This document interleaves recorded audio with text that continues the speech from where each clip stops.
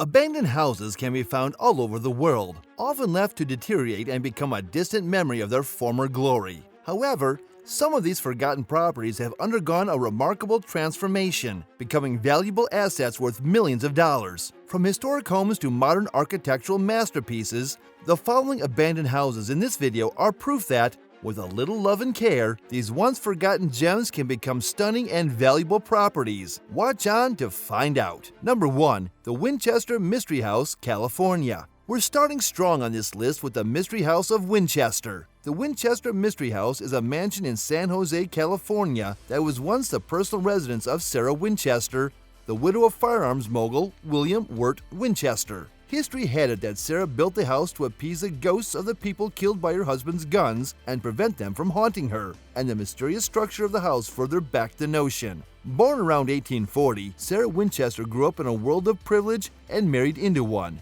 During her late 20s, she gave birth to a daughter named Annie. Unfortunately, Annie died not long after, and more than a decade later, Sarah's husband also passed away. After William died in 1881, Sarah inherited approximately $20 million, over $500 million in 2019 dollars, as well as 50% of the Winchester Arms Company, which provided her with a daily income of $1,000 or $26,000 in 2019 dollars. According to history, newly in possession of a massive fortune and dealing with the loss of her husband and daughter, she sought the advice of an unknown medium, hoping to receive guidance from the afterlife on how to spend her fortune or what to do with her life. Though the specifics are kept between Sarah Winchester and her medium, the story goes that the medium was able to channel the late William, who advised Sarah to leave her home in New Haven, Connecticut, and travel west to California. William also answered her question about what she should do with her fortune. She was to use it to build a home for the spirits of those who had been killed by Winchester rifles, lest she be haunted by them for the rest of her life. Sarah Winchester bought what became known as the Winchester Mystery House in 1884. The house was a small, unfinished farmhouse at the time of the sale, but that quickly changed. Winchester employed carpenters to work around the clock to transform the small house into a 7-story mansion.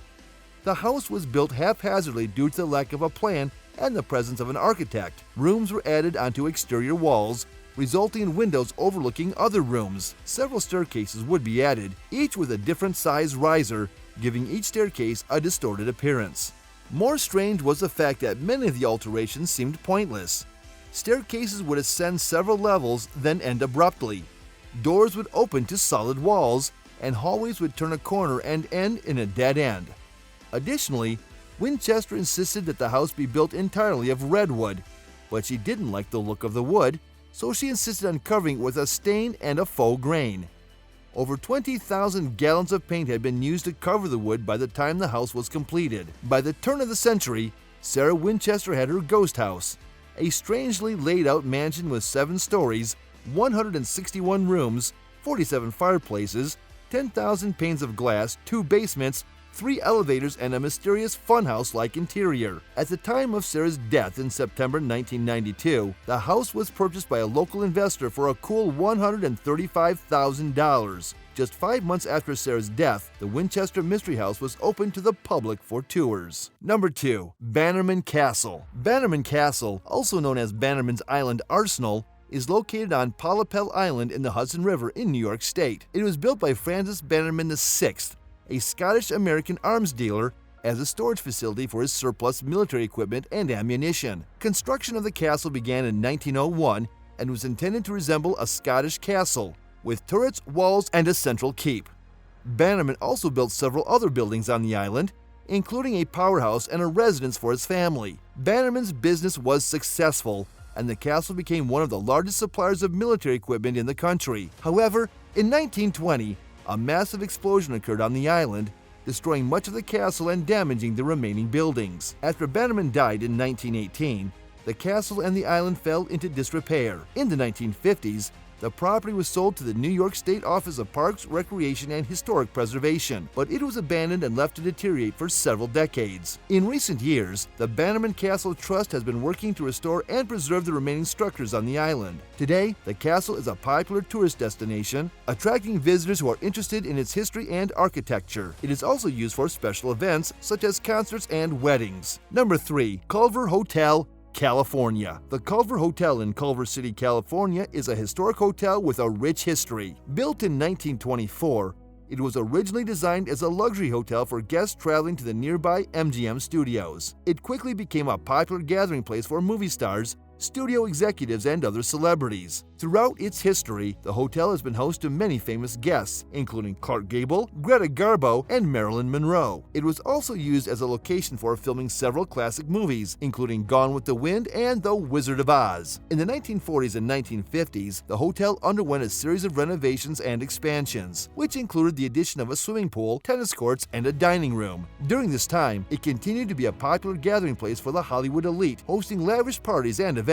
In the 1960s and 1970s, the hotel fell into disrepair and was eventually closed. However, in the 1990s, a group of local investors purchased the property and began a comprehensive restoration project, returning the hotel to its original splendor. Today, the Culver Hotel is once again a popular destination for visitors to the area, offering luxury accommodations, fine dining, and a glimpse into the rich history of Hollywood's golden age. Number 4. LaFrock Mansion, New York City. The LaFrock Mansion, located in New York City, is a historic building that was once the residence of real estate magnate Samuel J. LaFrock. The mansion was built in the early 20th century and is considered a classic example of the grand homes that were built by wealthy individuals during that time. The LaFrock Mansion was designed in the French Renaissance style and is known for the ornate facade and grand interior spaces. It was one of the largest and most luxurious homes in New York City when it was built, and it remained a symbol of wealth and opulence for many years. Over the years, LaFrock Mansion has been used for a variety of purposes. During World War II, it was used as a hospital, and in the 1950s, it was converted into a luxury apartment building. In the 1980s, the building was restored to its original grandeur and became a popular event space for weddings, parties, and other special events. Today, the LaFrock Mansion is considered a landmark in New York City and is one of the city's most recognizable buildings.